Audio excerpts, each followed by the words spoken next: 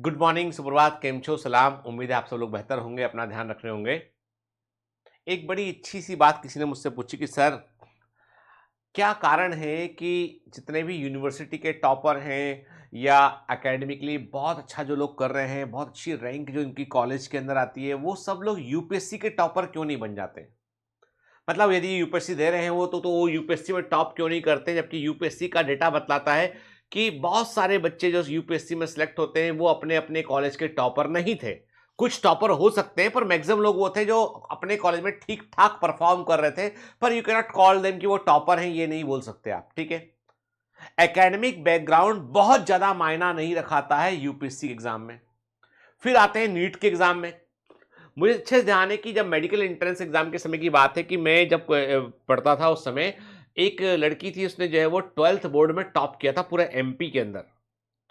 एक जमाने में विदिशा जो है ना, वो इतना पॉपुलर था स्टडीज के लिए कि वहां पर मतलब एक अलग ही तरह का माहौल था। छोटा टाउन था, साइकिल से ट्यूशन जाया करते थे के, और अलग अलग प्रोफेसर पढ़ाया करते थे। कोई ऐसा कोचिंग जैसा कॉन्सेप्ट था नहीं उस जमाने में। ट्यूशन सा कॉन्सेप्ट था, अपने घर के एक कमरे में टीचर बैठा के पढ़ाया करते थे और बड़ा जबरदस्त पढ़ाया करते थे। तब मैंने तो वैसे टीचर आज तक दोबारा देखे नहीं। खैर, तो वो जमाने में एक लड़की थी, 12th बोर्ड में टॉप की, और वो मेडिकल से थी, बायोलॉजी से थी, और उसको मेडिकल एंट्रेंस एग्जाम देना था। जब उसने एग्जाम दिया तो उसके नंबर मेडिकल उतने अच्छे नहीं आए, नहीं सिलेक्शन हुआ उसका। फिर उसने ड्रॉप लिया। सीटें काफी कम थी हमारे जमाने में, तो रिपीट करना, ड्रॉप लेना एक नॉर्मल सी बात थी। फिर तैयारी का एग्जाम दिया, फिर भी नहीं हुआ। इधर हम लोग का हो गया, जबकि हम लोग उसके सामने 12th बोर्ड में कुछ था ही नहीं। हालांकि मैंने भोपाल से किया, तो मैं अपने भोपाल की बात करूं मैं, तो ऐसा मान लेते हैं कि जो है वो उस समय तो दिमाग में क्वेश्चन कई लोग के तब भी उठा कि 12th बोर्ड का टॉपर वो नीट में मतलब उस समय एमपी पीएमटी होती थी, उसको क्वालिफाई नहीं कर पा रहा है। 3 साल लगे उसको, 2 ड्रॉप 3 ड्रॉप के बाद हो गया सिलेक्शन फाइनली। हम लोग का थोड़ा पहले हो गया। एक स्टूडेंट हमारे साथ में ऐसा भी था जिसके 12th बोर्ड में 58% थे, लेकिन मेडिकल में सिलेक्ट हो गया वो। पॉइंट ये उठता है कि क्या क्राइटेरिया है। जब हम 12th और 10th के परसेंटेज की बात करते हैं और हम यूनिवर्सिटी के टॉपर की बात करते हैं, तो वो यूपीएससी में या मेडिकल एंट्रेंस में या आईआईटी में ऐसा क्यों नहीं है कि ये टॉपर वो भी टॉपर है। वहां पे कई बार देखो, एक्सेप्शन तो ऑलवेज देयर, ठीक है। पर क्वेश्चन क्या, फिर कई बार, चलो ये तो बात की पढ़ाई की हमने, कई बार जीवन में जिन लोग को खूब सारी जानकारी होती है, इस फील्ड की भी, उस फील्ड की भी, इस फील्ड की, दुनिया के सारी चीजों की जानकारी जिनको होती है, वो बहुत अच्छा नहीं कर पाते अपनी जिंदगी में। बहुत रिच होना, बहुत इंपैक्टफुल होना, वो नहीं कर पाते हो। धनवान होना बिल्कुल बुरा नहीं है। जब आप रिच होते हैं तो आप बहुत लोगों के लिए मदद कर पाते हैं, आप नए वेंचर खड़े कर पाते हैं, नए नए बिजनेस खड़े कर पाते हैं, उसके चलते आप लोगों को रोजगार दे पाते हैं। That is always good and good. धन से एलर्जी मत करो, एलर्जी करो आलस्य से। स्वार्थी मत बनो, परमार्थ का काम करो। जो धन कमाएंगे उससे हम कुछ लोगों का अच्छा करेंगे। आगे की चैरिटी करने के लिए आपको अर्न करना भी जरूरी होता है, ठीक है। भूखे पेट भजन नहीं होते। आपको जो है वो कमाएंगे तब आप दान भी करेंगे, लोगों के लिए अच्छा भी करेंगे, तो वो बुरा नहीं है, ठीक है। तो पॉइंट ये है कि कई बार लोग जो है बहु प्रतिभा के धनी होते हैं, मतलब बहुमुखी प्रतिभा के धनी होते हैं, मल्टी टैलेंटेड होते हैं, लेकिन they are not reaching the desired point, जहां पहुंचना चाहिए वहां नहीं पहुंच पाते। अफसोस रह जाता है अक्सर। क्या कारण है इसका? बिल्कुल सीधा सा आंसर यह है कि आप उठा के देख लीजिए इतिहास, कोई भी सक्सेस स्टोरी उठा के देख लीजिए, 99% केसेस में आपको एक मीडियोकर आदमी बड़ी सफलता पाता हुआ मिलेगा आपको। क्यों? क्योंकि वो फोकस्ड होता है। उसे मालूम है कि मेरी क्षमता सिर्फ इतनी ही है, मुझे इतना ही है, और मैं सबको एक ही जगह पर रख दूंगा।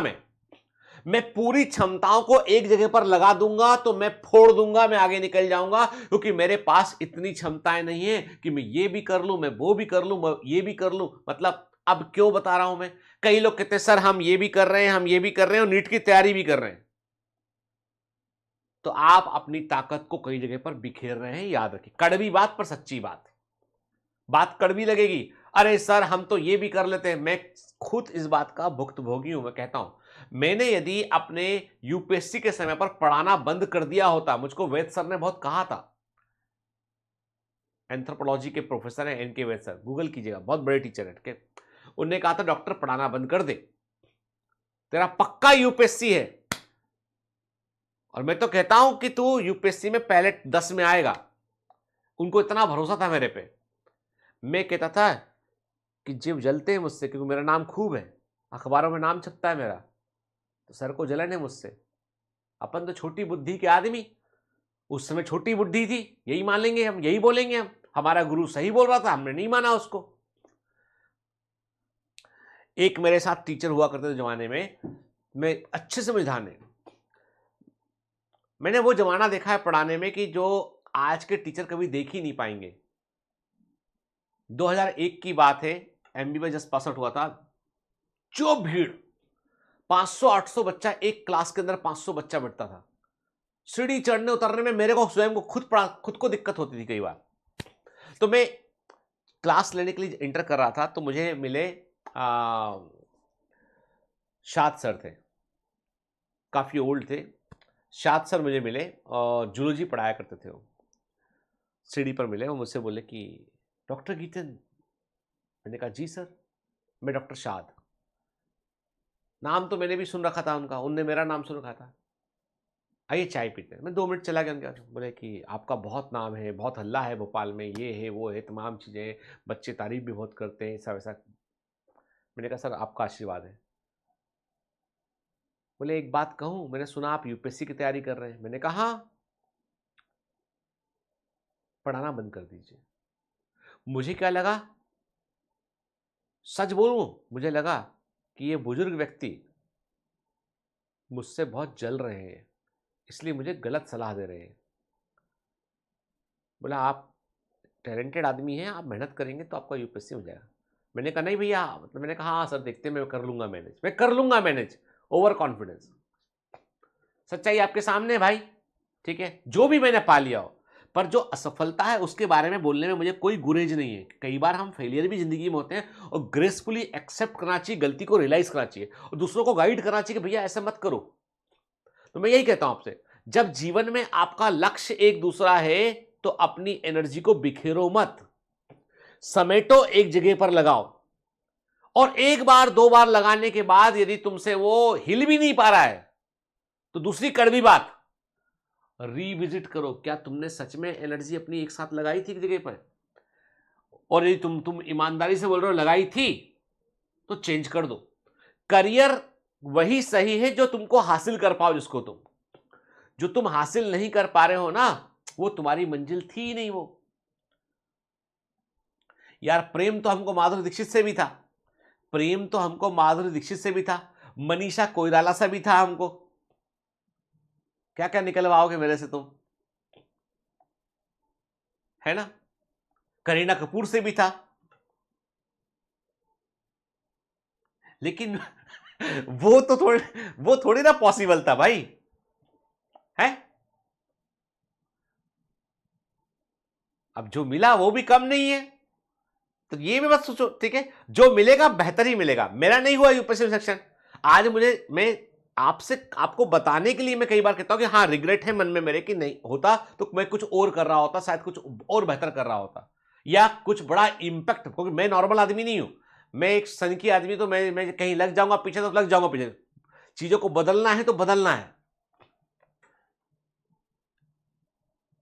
लेकिन आज जहां भी हूं वो बेहतर पोजीशन है, मैं बहुत सारे लोगों के लिए बहुत कुछ कर पा रहा हूं, भगवान ने मुझे सक्षम बनाया। और मेरी यूपीएससी की इच्छा को पूरा करने के लिए मेरे घर में मेरी वाइफ भी है, सब कुछ है, सर्कल पूरा वही है हमारा। तो बात वो नहीं है, बात इतनी सी है कि आप जो है वो अपनी एनर्जी को एक साथ इकट्ठा करके एक जगह पर चैनलाइज कीजिए आप, ठीक है? आपके मल्टी टैलेंटेड होने में आप इसको बहुत गर्व में मत लीजिए इसको आप, जब तक आप अपनी मंजिल हासिल ना कर दे। कोई बोला अरे तुमको तो ये भी आता है, तुम तो ये भी नहीं। डोंट डाइवर्ट यूर सेल्फ जब तक मंजिल ना मिल जाए, उसके बाद दिखाओ प्रतिभा। मेडिकल कॉलेज में जाके दिखाओ प्रतिभा की, एक्टिंग भी कर लो, ये भी कर लो, वो भी कर लो, पहले हासिल कुछ करो। ठीक है। बच्चों में जो डिप्रेशन है ना, वो क्यों है? इस बात का डिप्रेशन है बच्चों में क्योंकि अभी हाल ही में सरकार को इतना निर्णय लेना पड़ा, सुसाइड बच्चों में बढ़ गया अचानक से। सरकार अलार्मिंग है। केंद्र सरकार का बोलना यह है कि भैया इतनी सारी, मेरे को कल डेटा मिला कि 300 से ऊपर सुसाइड को जो है वो एक पर्टिकुलर सिटी के अंदर हो गया, राजस्थान के अंदर। छत पे से बच्चे कूद रहे हैं कोचिंग की।